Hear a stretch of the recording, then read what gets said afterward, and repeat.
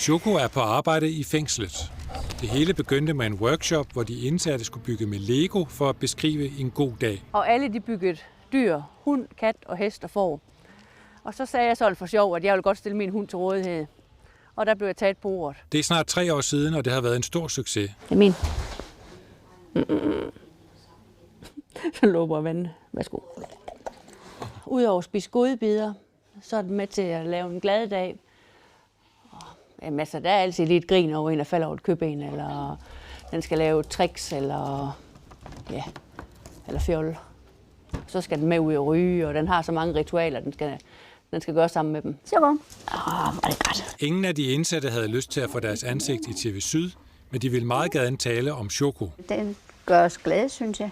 Det falder ligesom sådan en ro på os, faktisk. Ulla og de andre indsatte går ture med Choco og nusser den, og giver den masser af godbidder. Det var godt. Ja, det var godt. Choco følger med næsten overalt. Ja, hun kigger her. Tænker, har hun mere? Og hun er savnet, når hun og dens ejer har fri. Der er det mærkeligt at være her. Ja, for det har jeg prøvet. Ja, det føles underligt. Så går man og kigger, ej, Choco er her ikke.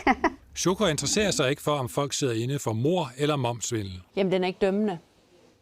Den er ligeglad, hvad folk har lavet, og hvem og hvad det er. Ja. Og hvad betyder det for de indsatte? Det betyder alt. Der er dømmende blikke nok. Så det er hun ligeglad med. Hun tager alle for, hvad de er. Ja. Og hvad kan de indsatte bruge det til?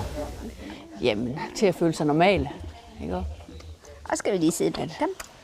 Det er rart, at der er nogen, der kommer hen og vil nusse, og tryghed og omsorg. Det har vi alle sammen brug for. Og Choco følger med overalt.